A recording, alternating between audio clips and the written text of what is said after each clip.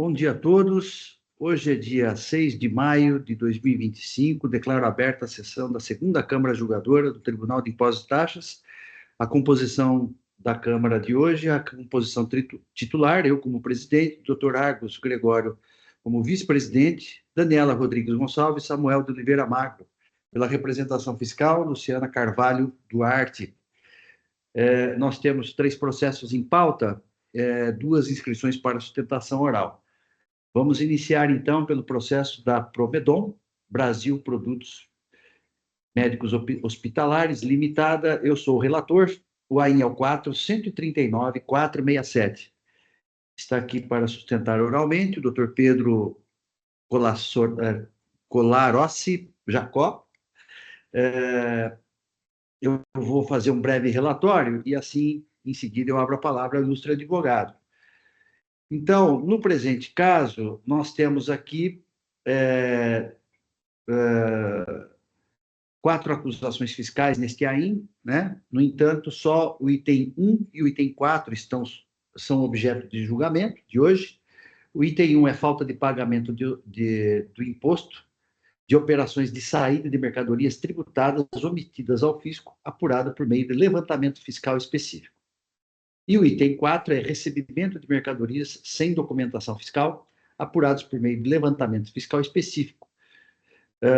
O contribuinte faz várias alegações. Tem aqui um recurso de ofício, cujo objeto do recurso de ofício é a questão da súmula 10, né? E o recurso ordinário. O contribuinte faz várias alegações, questionando juros, multa confiscatória, redução ou relevação da multa fiscal, isto sem contar o mérito, né? Tem algumas nulidades aqui também, de vício de fundamentação e erro de fato na metodologia da quantificação das diferenças apuradas do crédito exigido. E além do mérito também, ele questiona a legalidade e o acerto ou desacerto do levantamento fiscal.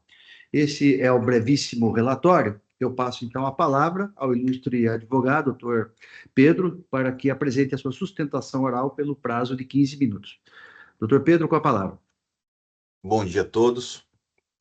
Prezando pela celeridade do trabalho, como bem relatado já pelo doutor José Onivaldo, os itens que permanecem em discussão na autuação que está sendo analisada nesses julgamentos referem-se a levantamento de estoque, composição de estoque. E aqui, já com perdão da nossa opinião, mas o que acontece muitas vezes é que a fiscalização não entende a sistemática de operação da empresa e acaba presumindo que houve o recebimento de mercadorias sem notas e a saída de mercadorias sem emissão de notas ante a verificação, numa análise superficial, de diferenças no estoque. A gente está falando aqui estoque, então, da empresa Promedon, uma empresa que atua no âmbito hospitalar. Ela vende produtos hospitalares para os mais diversos hospitais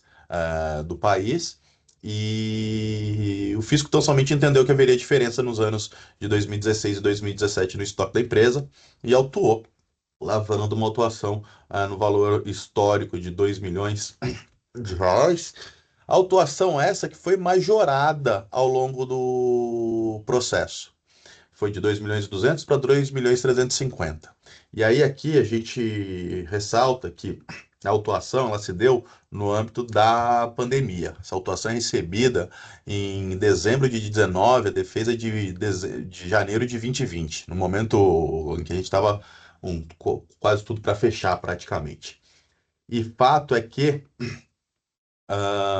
a empresa apresentou um laudo de uma equipe contábil, demonstrando todas as inconsistências que foram cometidas pela fiscalização, notadamente a desconsideração de CFOPs e de operações, a desconsideração de quantidades de mercadorias e a desconsideração de que diversas operações eram isentas ou imunes nos termos de convênios de ICMS. Pois bem, ao longo do processo, com a apresentação do laudo, há primeiro uma premissa falsa por parte da análise, que é afirmado, na qual é afirmado que não teria sido demonstrado caso fortuito ou força maior para a apresentação de um lado após a apresentação da defesa. E ao longo da defesa, foi demonstrado que o laudo foi apresentado após, justamente por conta da pandemia. Inclusive, na manifestação que o laudo é apresentado, isso é deixado claro e evidente, inclusive com a indicação de datas, isso não é considerado. Mas mais que isso, há uma nulidade aqui na decisão recorrida, que nela é afirmado que documentos e provas preparadas pelos próprios contribuintes, e aqui eu faço questão até de citar o texto da decisão que está citada no nosso recurso. O laudo foi apresentado a destempo e tampouco pode ser considerada prova, visto que é elaborada pela autuada em serviço por ela contratado. E aqui a gente está numa autuação que ela se dá no contexto do artigo 509, que é o artigo de levantamento fiscal, e o próprio artigo 509 do regulamento do imposto fala que é transferido ao contribuinte o ônus da prova da não ocorrência dos fatos geradores. Ou seja, então, a apuração pelo fisco de divergências em seu estoque transfere ao contribuinte a comprovação da ausência do fato gerador. Então, está transferido ao contribuinte a comprovação de que o fato gerador não ocorreu. E aqui a gente tem, o contribuinte demonstrando que foram desconsiderados CFOPs. 2, mesmo com a diligência ocorrida em primeira instância, com a majoração, manteve-se a desconsideração de certos CFOPs, manteve-se a desconsideração das quantidades das mercadorias, manteve-se a desconsideração de que diversas mercadorias eram isentas, conforme os produtos comercializados são produtos médicos hospitalares que já vem previsão de isenção, principalmente o convênio 01 de 99 e 128 de 2006. Mas o 509A do RCMS, então, ele fala que o contribuinte tem que provar que não houve fato gerador. O contribuinte apresenta laudo, apresenta a documentação hábil, e a decisão fala que essa documentação não pode ser considerada porque foi preparada por ela e a uma empresa prestando serviço para ela. Perguntaria-se ao julgador de primeira instância quem deve preparar a documentação para comprovar a ausência dos fatos geradores. Mas, então, esse é um primeiro ponto que a gente entende que a decisão incorre em vício de motivação e fundamentação, porque ela está distoante do artigo que prevê o próprio levantamento fiscal. Mas, num resumo rápido e prezando de novo pela celeridade dos trabalhos aqui, a gente entende que é necessário pontuar especificamente quais foram as inconsistências que são mantidas, mesmo com a realização de diligência em primeira instância, e que são todas elas objetos do recurso ordinário. Inclusive, o recurso ordinário traz as conclusões do laudo já apresentado e mais um jogo, um jogo de demonstrativos que fazem a análise da diligência ocorrida em primeira instância, demonstrando nos docs 5 a 16 do recurso ordinário que foram mantidas as inconsistências.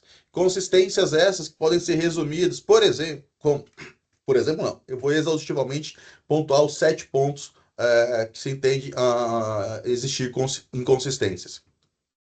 Houve a interpretação incorreta na movimentação e quantidade de notas fiscais do CFOP 3102,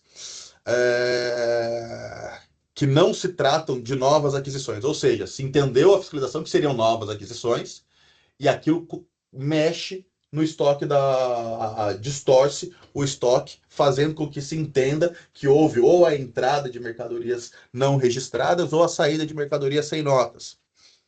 As autoridades fiscais. Então, a primeira é essa, CFOP 3102, que se refere a ajustes de custos. CFOP 1906, retorno de armazém. CFOP 1907, retorno simbólico de armazém. e CFOP 5905, remessa de armazém. As operações de retorno simbólico e de remessa para armazém em geral e depósito fechado foram consideradas como operações que, e esse é o principal erro que a gente observa nessas autuações de levantamento fiscal, são consideradas as operações com depósito fechado de retorno simbólico, retorno e remessa simbólico. Isso causa uma distorção gigantesca na análise do estoque. Mas continuando, terceira inconsistência, negligenciaram as notas fiscais 1407, compra e venda de mercadorias de uso, e 15, CFOP 1556, 2556, que foram registradas como uso em consumo, mas elas alteram sim a composição, alteraram sim a composição do estoque. De novo, aqui busca-se o parágrafo 2º do artigo 509-A, que transfere ao contribuinte o ônus da prova. Estão sendo indicadas as notas fiscais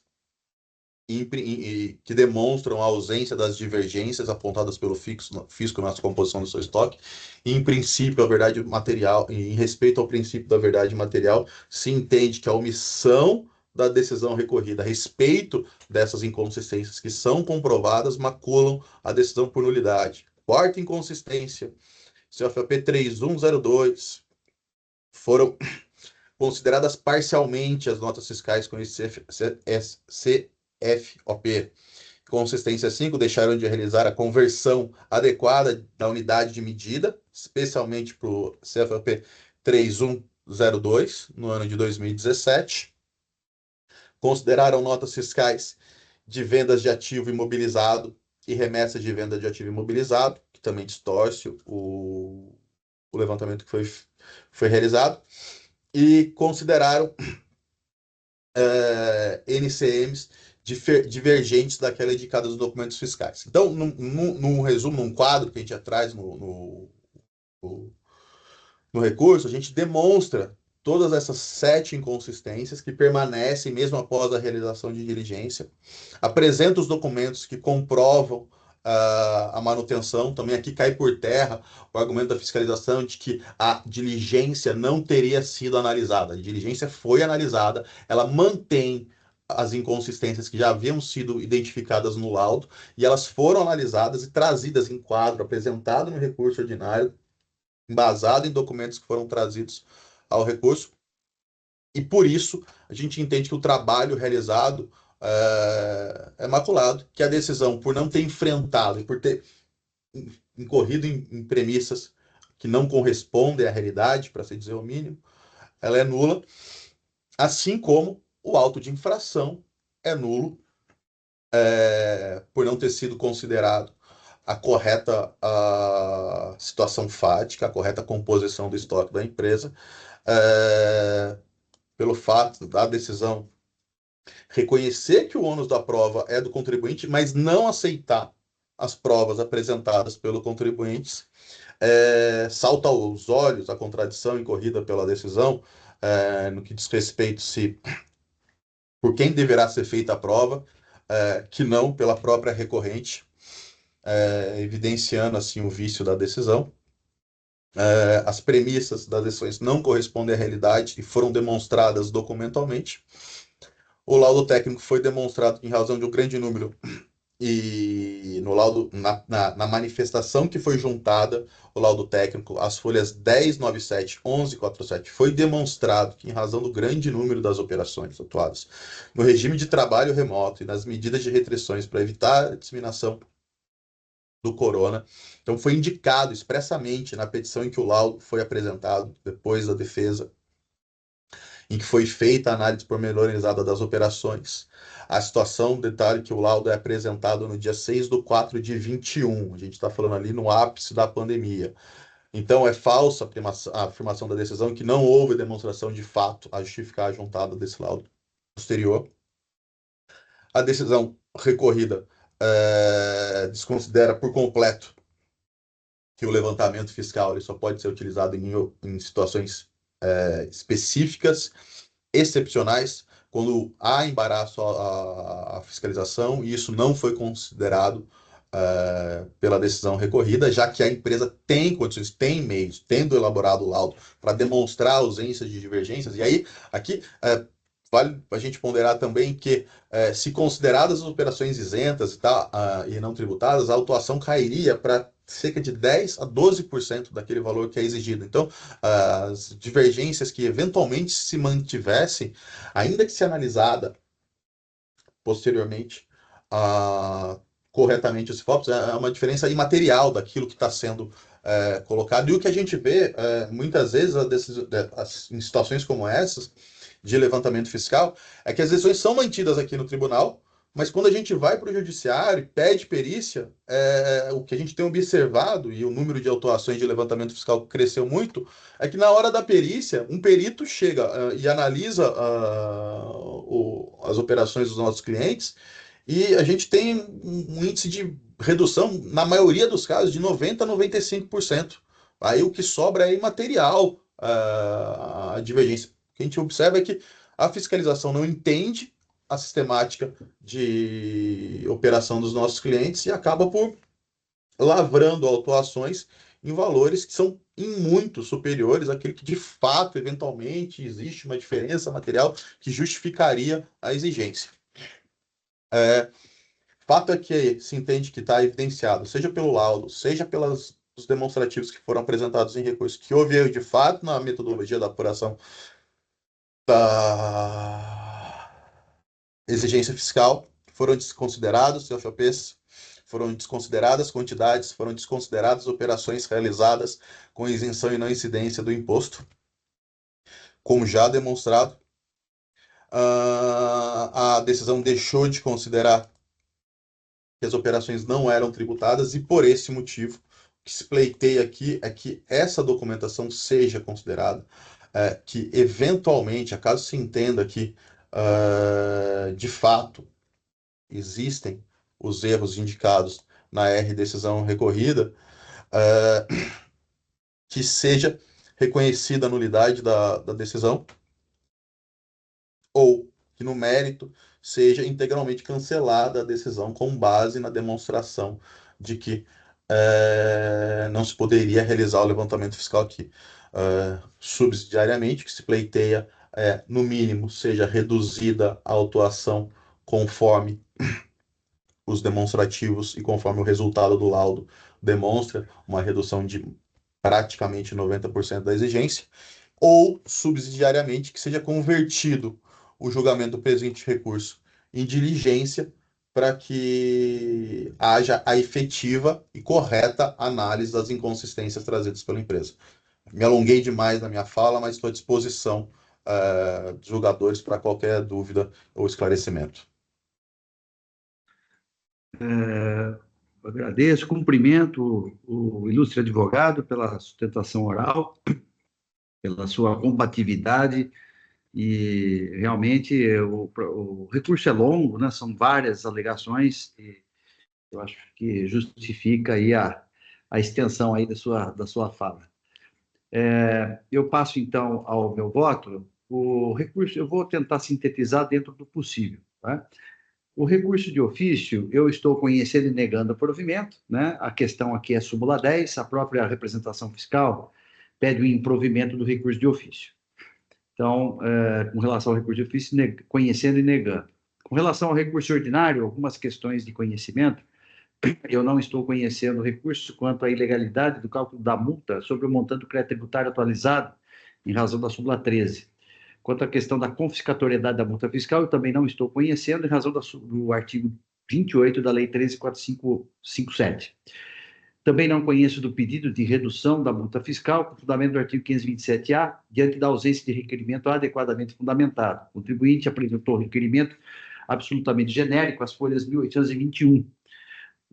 Tenho defendido que a ausência de pedido ou o pedido meramente genérico, por equivaler à ausência de pedido, não autoriza o órgão julgador a exercer a atividade jurisdicional da dosimetria da sanção tributária, nem ex officio, eis que não se trata de matéria de ordem pública.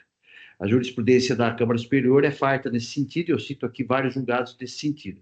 Se vencido quanto ao conhecimento, nego o provimento nessa parte em relação aos itens 1 e 4, porque as infrações implicam em falta de pagamento. não cumprindo um dos requisitos objetivos da norma, fica vedada a dosimetria das multas fiscais, caso sejam mantidas no mérito. Finalmente, não conheço dos documentos juntados as folhas 1824 a 1866 do recurso ordinário, planilhas. O requerente não apresentou qualquer justificativa para a serôdia juntada das referidas planilhas em descumprimento ao disposto no parágrafo 1º do artigo 19 da Lei 13.457, que aqui eu transcrevo. Tais planilhas têm por escopo demonstrar o desacerto da decisão recorrida, mesmo após o refazimento do levantamento fiscal específico, as folhas 1154 a 1157 e planilhas de folhas 1158 a 1602. O contribuinte apresentou defesa às folhas 994 a 1014. Após a manifestação fiscal de folhas 1084 a 1089, foi proferida a decisão monocrática convertendo o julgamento em diligência às folhas 1090 a 1091, para que fosse confirmado o pagamento suficiente dos itens 2 e 3. Em seguida, que foi confirmado. Em seguida, o contribuinte juntou laudo técnico de folhas 1103 a 1148, que foi aceito pelo juízo de primeiro grau, tanto que o julgamento foi convertido em diligência para que a fiscalização se manifestasse sobre os argumentos aduzidos quanto aos CFOPs e quanto aos produtos isentos e não tributados desconsiderados pelo levantamento fiscal, as folhas, isso conforme as folhas 1150 a 1151, né? Essa é a decisão que converteu o julgamento em diligência. Quando do cumprimento da diligência, a fiscalização refez o levantamento fiscal específico, as folhas 1154 e 1157, acompanhado das planilhas de folhas 1158 a 1602. Em seguida, foi proferida a decisão de mérito pelo órgão julgador de primeiro grau, mantendo as acusações fiscais. Contudo, a quarta Câmara Julgadora, de folhas 1126 a 1128, anulou a referida decisão com fundamento no artigo 14, parágrafo 2º da Lei 13.457, determinando que fosse oportunizado ao contribuinte prazo para pagamento do débito com desconto no valor das multas fiscais ou para apresentar nova defesa em razão do aumento do valor do crédito tributário em função do saneamento do levantamento fiscal levado a efeito. Para tal desiderato, o órgão julgador de primeiro grau converteu novamente o julgamento em diligência, as folhas 1733 e 1734, sendo que o contribuinte optou pela apresentação de nova defesa, as folhas 1738 a 1759. Na sequência, foi proferida a decisão de primeira instância de mérito, julgando procedentes as acusações fiscais dos itens 1 e 4 do AI, mas com redução do crédito tributário pela aplicação da súmula 10 do TIT. Com efeito, o contribuinte teve tempo suficiente e oportunidade processual para juntar todas as provas para corroborar suas teses defensivas, porém, preferiu anexar documentos apenas na fase recursal, que são essas planilhas que eu me refiro. Por tais razões, indefiro a juntada das planilhas de folhas 1824 e 1866. Passo a análise das demais matérias recursais. Nulidades alegadas. O contribuinte alega a nulidade da decisão recorrida através de dois argumentos. Vício de fundamento de validade do levantamento fiscal realizado com base no artigo 509 do RICMES, erro de fato na metodologia quantificação das quantias apuradas e, consequentemente, o crédito tributário exigido. A evidência, tais argumentos se confundem com o mérito, que serão apreciados mais adiante, por se tratar de matéria de mérito. Se há ilegalidade quanto ao fundamento de validade do lançamento fiscal ou da metodologia adotada pela fiscalização, ou ainda que a interpretação das provas não foi adequada ou é equivocada, são questões que serão examinadas nesse voto pelo sodalício à luz do livre convencimento. Não obstante, entendo que não há que se falar em ausência de motivação ou de fundamentação. A decisão de primeiro grau analisou todas as questões deduzidas pela parte passiva, inclusive a questão dos CFOPs e das operações isentas não tributadas que teriam sido desconsideradas pela fiscalização, mesmo após o saneamento de folhas 1154 e 1157, com as planilhas de folhas 1158 a 1602. Basta verificar os fundamentos de folhas 1776 a 1781, itens 47 a 78 da decisão recorrida. Quanto à suposta contradição de que a decisão afirmou que não haveria prova válida ou que as planilhas apresentadas e o laudo técnico não poderiam ser desconsiderados por serem intempestivos, não verifico qualquer erro. De fato, todas as provas carreadas pelo contribuinte foram consideradas, máximo o laudo técnico de folhas 1103 a 1148, tanto que a primeira instância converteu pela decisão de folhas 1150 e 1151, converteu o julgamento de diligência para a manifestação da fiscalização, culminando no saneamento do levantamento fiscal específico, bem como oportunizando ao contribuinte a apresentação de nova defesa às folhas 1738 e 1757. Ocorre que o contribuinte, em sua manifestação sobre a diligência que refez o levantamento fiscal, manifestação a essas folhas 1606 a 1612, juntou novamente o mesmo laudo técnico de folhas 1103 a 1148 às folhas 1613 e 1657. De fato, a decisão recorrida menciona que não houve fato novo que justificasse o peso, entre aspas, do laudo técnico como prova de suas alegações. Porém, não se pode olvidar que a mesma decisão recorrida, logo em seguida, as folhas 1779 e 1780, itens 69 a 73, aponta que o laudo não foi atualizado após o saneamento do levantamento fiscal, de modo que assentou-se que não foram apresentadas provas suficientes para elidir o trabalho fiscal. Quedou-se o contribuinte de apresentar outro laudo técnico atualizado quando da apresentação da defesa de folhas 1738 e 1759. Com efeito, entendo que a decisão recorrida está adequadamente fundamentada. E aqui eu faço algumas considerações que,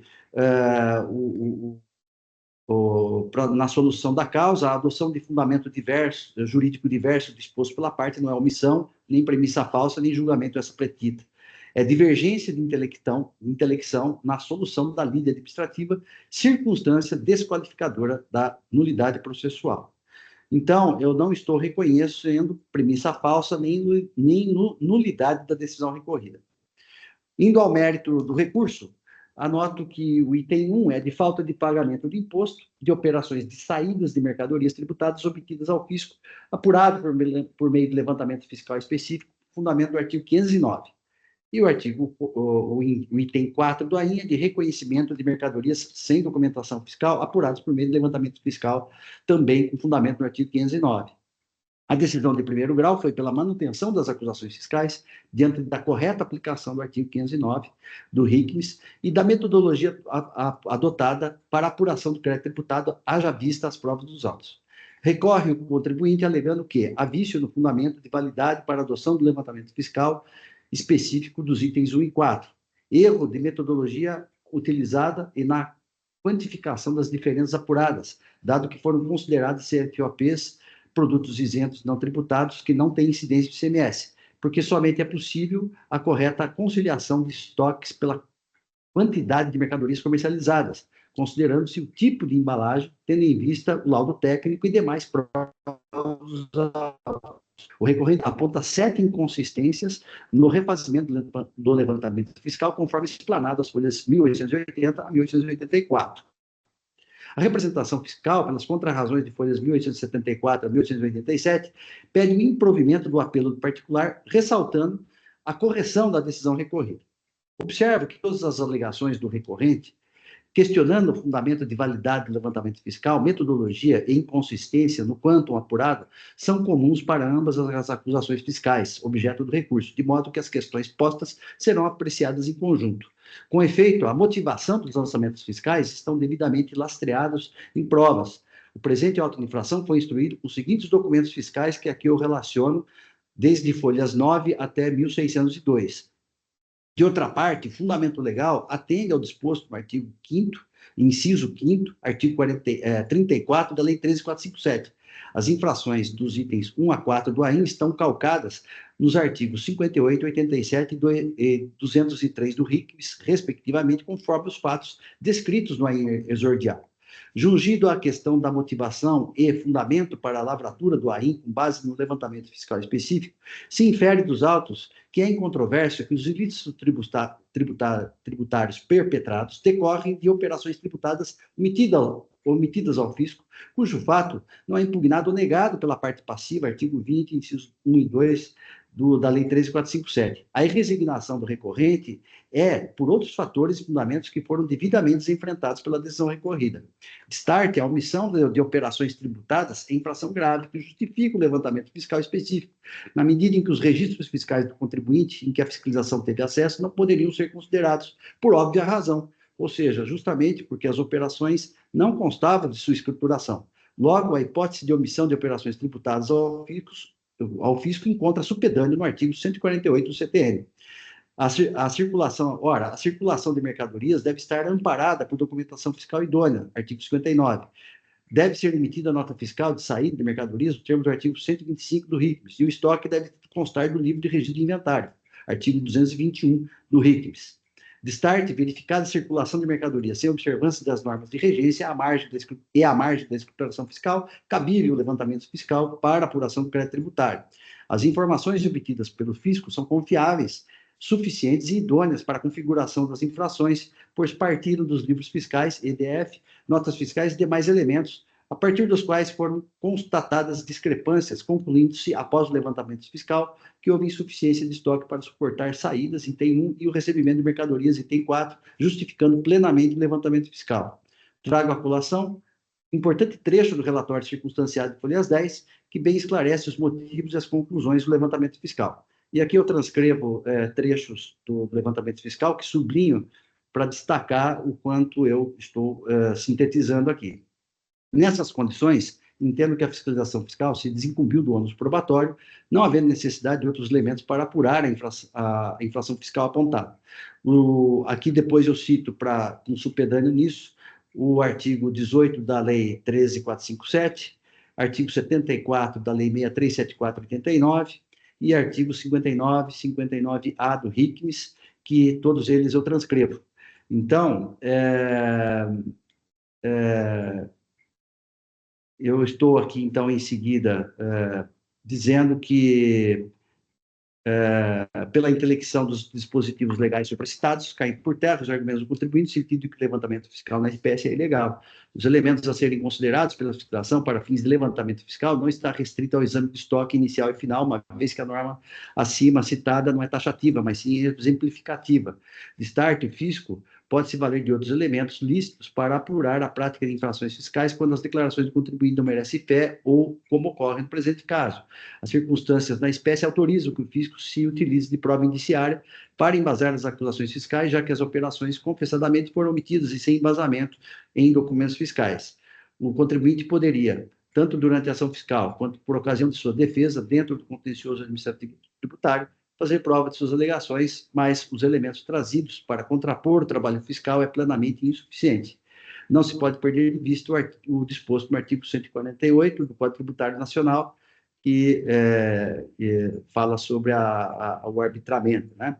Uma vez constatadas diferenças e apurados os valores por arbitramento, não tendo o contribuinte apresentado qualquer prova suficiente para elidir a presunção legal, mostra-se lícita a incidência do artigo 509 do RICMS.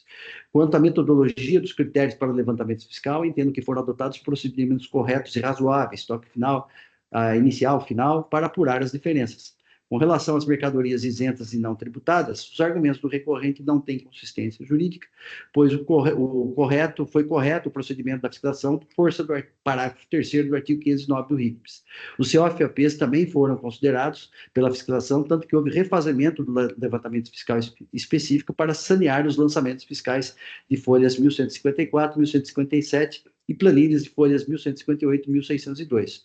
Anoto que o laudo técnico, juntado às folhas 1103 e 1148, e novamente as folhas 1613 a 1657, restou precário após o refazimento do levantamento fiscal. Caberia ao recorrente juntar novo laudo técnico para impugnar o lançamento fiscal específico refeito. Nesse sentido, sobre as provas produzidas pelo contribuinte e apontamentos referentes às inconsistências do levantamento fiscal levado a efeito, considero precisa, esmerada a análise feita pela decisão de primeiro grau, que adoto como razões de decidir, conforme folhas 1776, 1781, itens 47 a 77. E aqui eu destaco aqui o item 52 da decisão recorrida, que ele aborda com bastante detalhe e a miúde, né? As notas fiscais com o CFOP 1407, 1556 e 2556, que constam aqui, que fazem parte das alegações do contribuinte. Então, eu transcrevo todos esses trechos aqui, que eu não vou ler para não cansá-los, né, porque a decisão de primeiro grau, que eu estou, nesse ponto, estou adotando como razões de decidir. Então, não há que se falar em liquidez ou desacerto do lançamento fiscal. Então, diante disso, eu estou desprovendo o apelo do particular, mantendo integralmente os itens 1 e 4. Então, eu conheço do recurso de ofício, nego o provimento. Quanto ao recurso ordinário, conheço em parte, e nessa extensão também nego o provimento. Esse é o meu voto, que submeto à apreciação e discussão dos meus pares.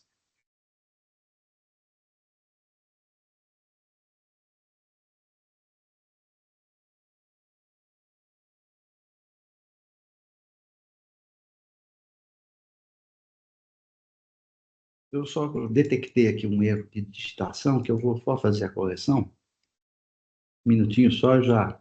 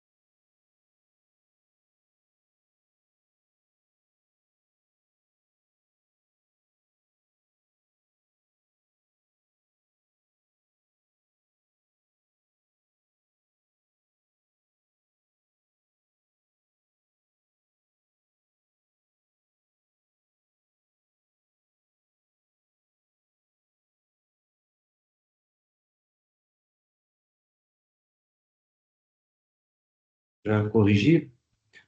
Bom, não havendo inscritos, eu estou encerrando os debates. Um minutinho só.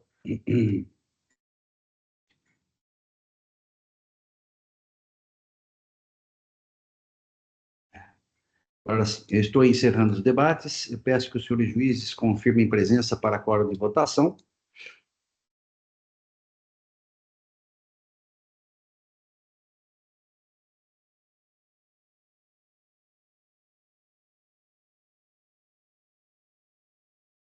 Todos confirmados, processo em votação.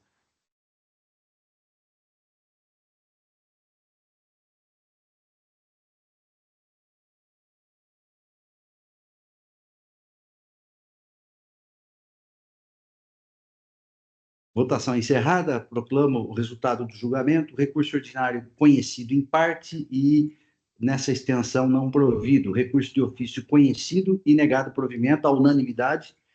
Esse é o resultado do julgamento. Agradeço a presença do Dr. Pedro e obrigado pela paciência. Agradeço também, bom dia a todos, bom trabalho. Obrigado. Passamos, então, ao próximo processo.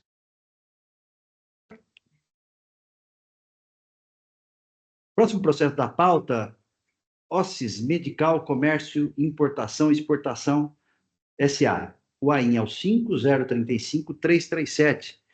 O relator é o doutor Samuel de Oliveira Magro, está aqui para sustentar oralmente a doutora Renata Santos Duarte. Eu passo, então, a palavra ao ilustre relator para que nos apresente o processo. Em seguida, eu passo a palavra para a advogada fazer a sua defesa através de sustentação oral. Doutor Samuel, com a palavra. Obrigado, senhor presidente. Inicialmente, bom dia a todos os participantes aqui da sessão, senhores juízes, representação fiscal, doutora Renata, e o pessoal que nos apoia aí por trás das câmaras, né? O caso, senhor presidente, são duas acusações que envolvem, na verdade, uma única questão, né? Que vou ler só o item 1 e depois explico o item 2. Quer deixar de pagar o ICMS no montante no item 8.800.000 aproximadamente, nos meses de janeiro de 2019 a dezembro de 22, conforme consta no demonstrativo, visto que o autuado consignou em seus documentos e livros fiscais operações tributadas como totalmente isentas ou parcialmente isentas. O autuado realizou operações tratando do produto Bonalive, ou Bonalive, né, imagino, como totalmente isento ou parcialmente isento, conforme a época, ao consignar o NCM 9021-1020, ao invés do NCM 3004-9099, tributado, que utilizava o anteriormente. Tal situação, que envolve ação judicial em andamento no âmbito federal, da qual a Fazenda Estadual não faz parte, encontra-se detalhada nos itens 1 a 4 do campo Observações de Excesso de Infração. E o item 2, na verdade, é o mesmo caso, só que se referindo ao ICMS importação, né? Então, importáveis produtos. Então, no item 2 é o ICMS devido à importação, o item 1 é o ICMS devido às suas saídas, né? Bom, então o caso aqui é um caso clássico nessa matéria, né? O caso é clássico. Cada matéria é um caso diferente, que é um produto diferente, mas o caso clássico de divergência de classificação fiscal, né? Esse tem a particularidade de que esse código utilizado pelo fisco estadual, 30 alguma coisa, de medicamentos e tal, ele é o defendido, ele é o classificado pela Receita Federal, né? E o contribuinte usou ele por um tempo, e depois ele entendeu que se encaixava, era melhor classificado em outra posição, na 90 e pouco lá.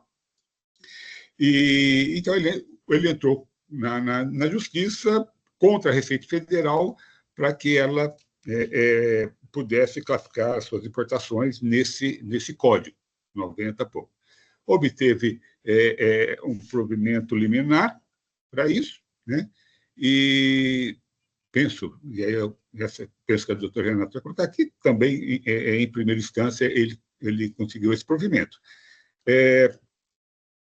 Então, essa é a matéria, basicamente, né? Então, acho que não tem nenhum outro elemento assim mais relevante aqui, que qualquer coisa a doutora Renata vai complementar aí, certo? Mas esse é o caso que se apresenta, então, senhor presidente, para a nossa análise. E agradeço pelo breve relatório, esclarecimento aqui da controvérsia, né? E passo, então, a palavra à doutora Renata Santos Duarte para que apresente a sua sustentação oral pelo prazo regimental. Doutora Renata, com a palavra. Perfeito. Ilustríssimo senhor conselheiro relator, Samuel de Oliveira Magro, e demais membros da segunda Câmara do Tribunal de Impostos e Taxas, bom dia. Eu estou aqui em nome da OSSES para demonstrar as razões pelas quais o recurso originário merece ser julgado integralmente procedente. Eu prometo ser bastante breve na minha sustentação oral. Bom, como já adiantado pelo ilustríssimo conselheiro relator, trata-se de auto de infração lavado para cobrança de ICMS referente ao período de janeiro de 2019 a dezembro de 2022, pois se entendeu que a OSSES teria classificado incorretamente o produto Bonalive, um substituto ósseo, no código NCM 9021-20, que é isento de ICMS, ao invés do NCM 3004-9099, que é aplicado a medicamentos. Contudo, nós entendemos que essa alegação ela é injusta e ilegal por diversos motivos que vou explicar mais a seguir. Primeiro, o Bonalive, ele é um produto para a saúde, ele é registrado na Anvisa como produto para a saúde correlato, não é e nunca foi classificado como medicamento, porque ele não tem efeito profilático, curativo, paliativo ou de diagnóstico. Então, ele não se enquadra como medicamento, e sim como um enxerto ósseo utilizado para preenchimento de cavidades ósseas, sendo corretamente, então, enquadrado no NCM 9021-20. Segundo, a classificação ela já foi reconhecida judicialmente, né? A empresa, como também já adiantado pelo conselheiro relator, ela ajuizou uma ação judicial justamente com esse objetivo, e nessa ação já foi concedida tutela de urgência para garantir exatamente o direito da OSSES de classificar o Bonalive como produto para a saúde no NCM 9021-1020. a decisão judicial ela suspendeu a exigibilidade de qualquer crédito tributário baseado em outra classificação, ou seja, ela suspendeu a possibilidade de cobrança do ICMS com base no NCM 3004/9099.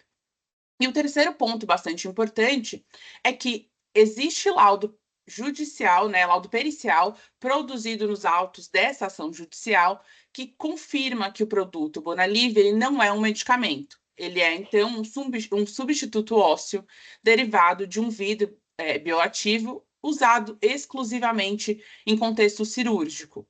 As notas explicativas do sistema harmonizado, né, que são chamadas NESHs, reforçam isso. Os produtos com essa finalidade, né, de enxerto, eles devem ser classificados no NCM 90.21.10.20, que trata, então, de artigos e aparelhos para fratura.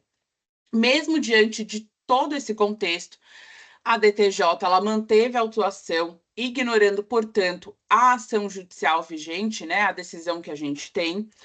Também ignorou o laudo técnico e a classificação feita por autoridade competente, que é a Anvisa. Mas, com todos os respeitos, nós entendemos que essa classificação para fins fiscais não é atribuição da Fazenda Estadual. A competência técnica e normativa para classificação é da Receita Federal, com base, inclusive, nas diretrizes da Anvisa, no caso de produtos para a saúde. Então, por isso, a gente quer o cancelamento.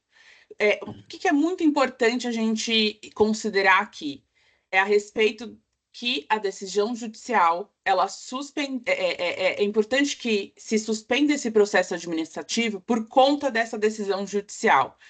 Por quê?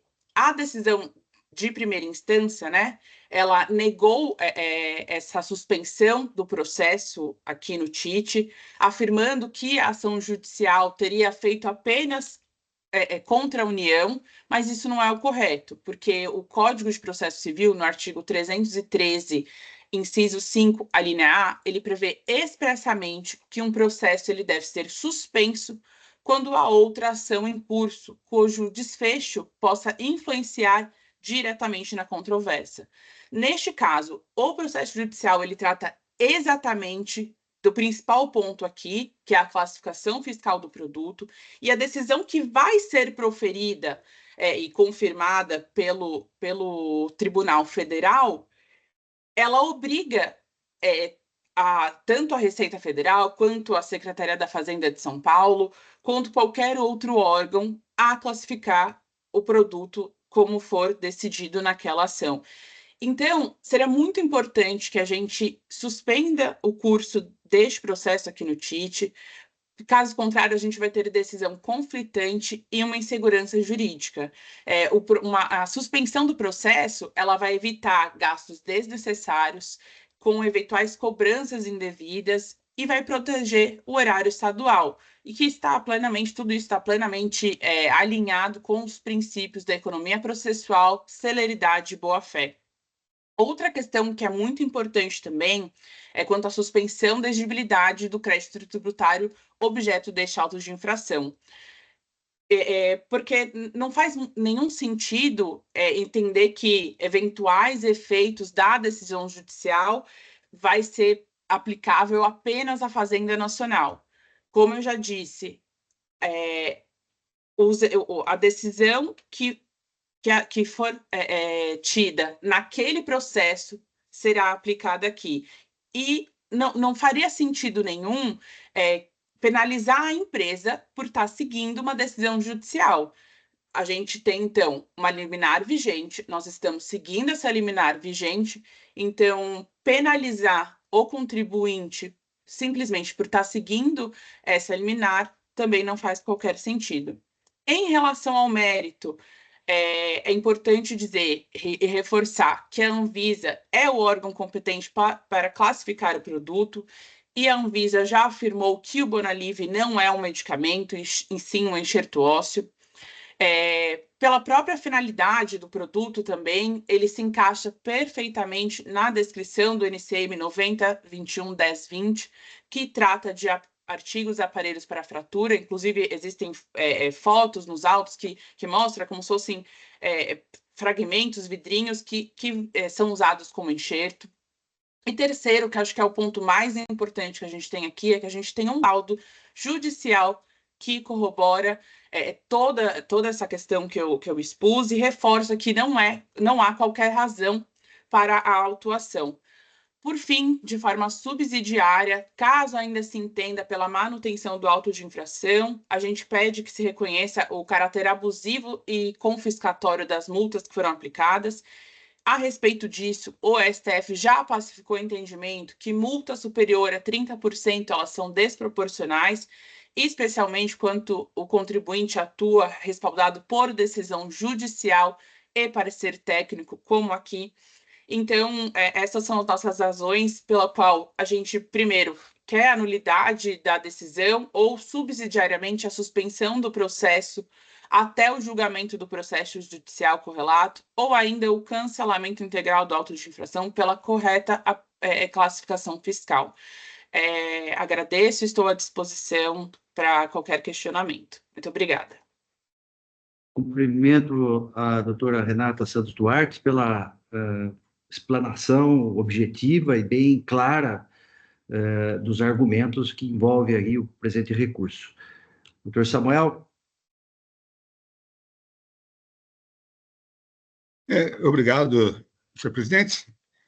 E também por a doutora Renata, né, que ela foi objetiva nos pontos mais relevantes aí, né, desse processo. Eu só tenho uma pergunta para ela. Ela já disse, né, mas só para que eu tenha absoluta certeza, né, o processo judicial não teve nenhum andamento desde a última decisão, né, desde a primeira instância. Ou seja, ele continua sendo uma decisão ainda do tribunal. Está aguardando sentença, ainda estamos aguardando a sentença, mas a gente tem a liminar vigente e o laudo também favorável ao processo já. Está ótimo. Não, senhor presidente, era só essa pergunta mesmo, e eu peço aí desculpa aos senhores, eu não trouxe o voto, né, até porque eu queria entender melhor essa questão nessa possibilidade do andamento, né, de repente alguma novidade lá no processo judicial. Como novo, eu já vou pautar esse processo para semana que vem, senhor presidente. Ok, Samuel. Eu só peço que devolva para mim, porque aí eu já mando para garantir que não vai ficar perdido em no sistema. Então, doutora Renata, o processo sai de pauta devolvido ao relator e que se comprometeu a trazer na próxima sessão. Perfeito, muito obrigada. Obrigado, doutora Renata, pela presença, pela paciência. Vamos, então, ao próximo processo da pauta. O próximo processo da pauta é o AIN 5050922, WMS Supermercados do Brasil Limitado. O relator, doutor Argos Magno de Paula Gregório. O recurso ordinário. Não há inscritos para sustentação oral, então eu passo a palavra ao ilustre relator para proferir o seu voto, então, diretamente. Doutor Argos, com a palavra. Presidente, bom dia. Vocês me escutam? Sim. Estamos. Presidente, bom claro. dia a todos. Bom dia, doutor Samuel, doutora Daniela, doutora Luciana. Cumprimento o pessoal que nos dá suporte aqui, especialmente o Oswaldo. Já vou direto aqui ao voto, presidente. Esse caso, ele é um caso, como o senhor bem colocou, é um recurso ordinário apresentado aqui em face do auto de infração, que traz uma única infração, que é a falta de pagamento de ICMS nos períodos de agosto de 2019 até agosto de 2022, tem meses certos aqui, conforme se comprova por algumas notificações e, inclusive, com ausência de resposta frente a algumas notificações. Passando diretamente ao voto, presidente, eu estou enfrentando aqui os argumentos trazidos pelo contribuinte. O primeiro deles seria de nulidade da autuação por ausência de requisito formal, irregularidade na fundamentação legal. Eu digo aqui que, efetivamente, os argumentos do contribuinte não passam dos limites da retórica, uma vez que o auto foi constituído da maneira correta, seguindo ali os ditames do artigo 142 do CTN, razão pela qual eu não acolho este pedido preliminar aqui de nulidade do auto de infração. Na sequência, também argumenta premissa falsa equivocada, entre aspas aqui, porquanto desconsidera regime especial a que a recorrente faz de uso no Estado de São Paulo, regulado nos termos do Decreto 57.608. E a contribuinte traz ali a redação desse decreto, assim como a decisão proferida no regime especial 97/94, que foi ali prorrogado em 2020. Muito bem. Temos aqui uma questão aqui, que é com relação a um suposto link de documentos apresentados pelo contribuinte quando do oferecimento da sua defesa. O contribuinte diz o seguinte: olha, nós estamos aqui num regime especial, nós temos todos os documentos que comprovam o recolhimento feito nos termos do regime especial, que seria recolhe na entrada e não recolhe na saída, e por aí vai. Tal. E segundo ele, argumenta, trouxe um link junto à defesa. O juízo de primeiro grau, ele diz o seguinte: olha, a despeito aqui dos argumentos da recorrente, esse link não funciona, esse link não abre. Eu já antecipo que eu também, quando da revisão do texto aqui desse voto, eu coloco isso no meu voto, eu também fui compulsar aqui a possibilidade de abertura do link. O link realmente não abre, né? Então, eu digo que o link não abre, mas, ainda que o juízo de primeiro grau tenha considerado que o link não abre, o contribuinte, diante desta consideração, juntou, trazendo com o seu recurso ordinário, juntou documentos a respeito desse link, que supostamente seriam os documentos ali juntados quando do link. Então, eu disse o seguinte: olha, a minha decisão não foi considerada, eu tinha um regime especial, o link aqui traz um monte de documentos que comprovam o que eu digo, portanto, esse auto não pode subsistir. Então, eu vou enfrentar aqui esse argumento, eu vou ler só para que fique claro. Da leitura e tradução, depende-se que o link não mais se encontra disponível. Como eu disse aqui, eu citei o link. Vamos lá.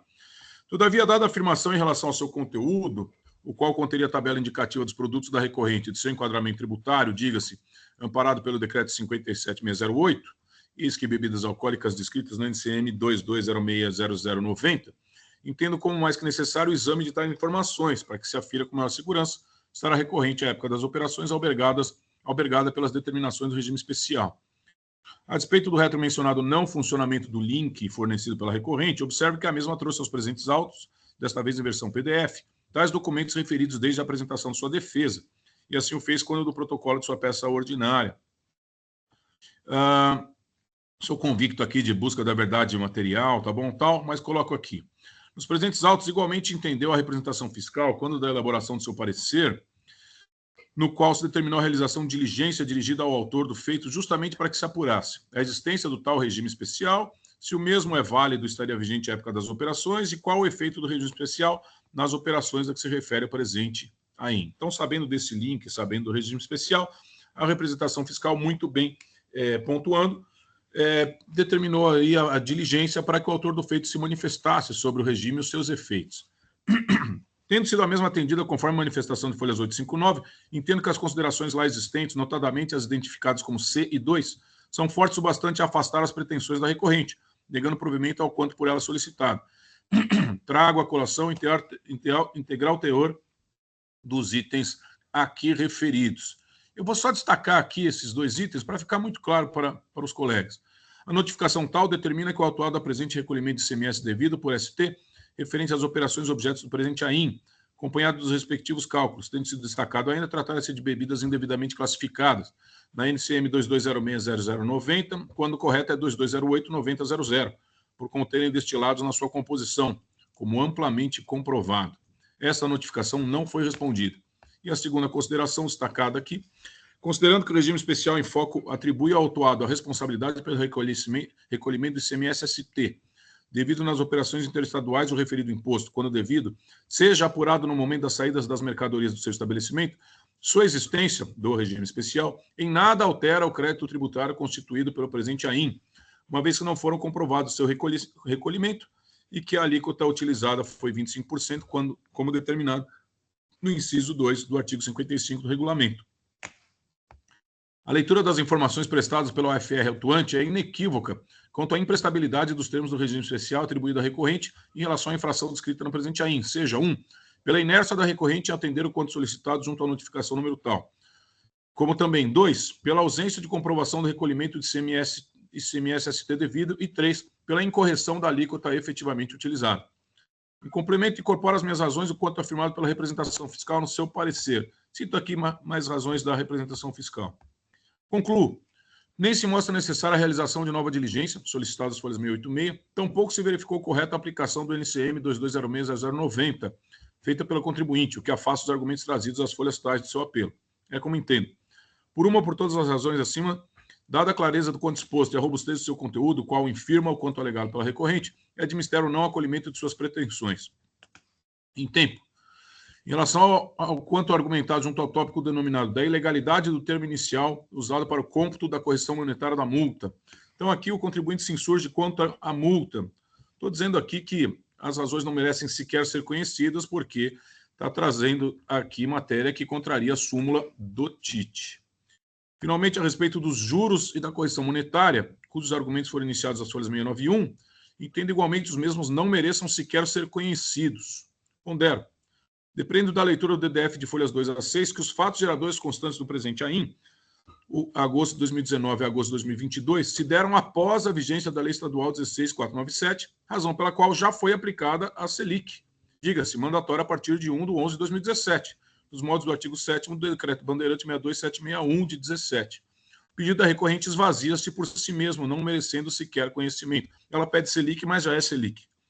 Diante do exposto, conheço parcialmente do recurso ordinário, então estou negando conhecimento aos pedidos com relação à multa e à Selic, porque já é matéria simulada e porque o pedido é absolutamente vazio, e com relação à parte conhecida, negar-lhe provimento. Então, senhores, esse é o meu voto, muito sinteticamente aqui, trazido para os senhores. Cumprimento o doutor Argos, relator do processo, pelo voto proferido, muito bem analisado aí todos os aspectos do processo e das alegações da parte. O processo está em discussão.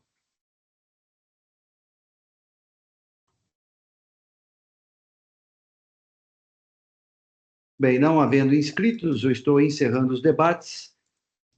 Aguardo a confirmação dos senhores juízes para quórum de votação.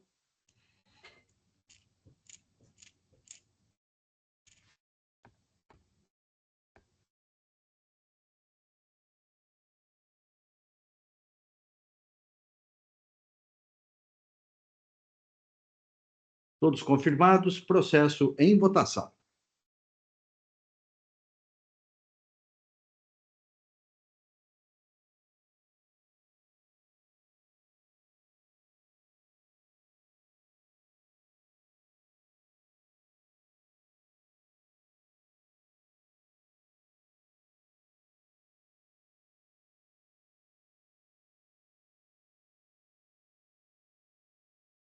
Falta a Daniela votar?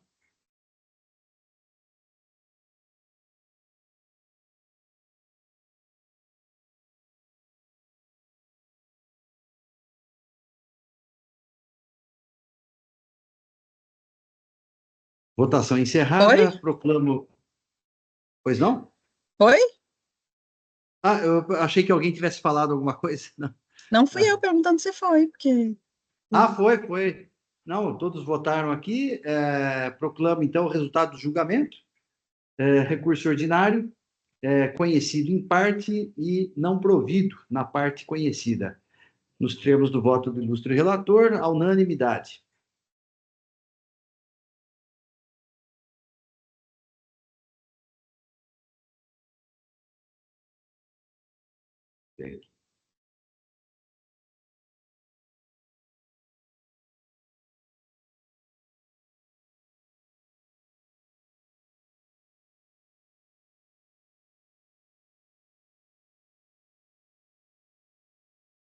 Um pouquinho, aqui está... sim, agora sim. Pronto. Então, julgamento encerrado e com julgamento desse processo, nós cumprimos a pauta. Eu declaro, então, encerrada a sessão da segunda Câmara Julgadora de hoje. Estamos encerrando aqui no EPAT.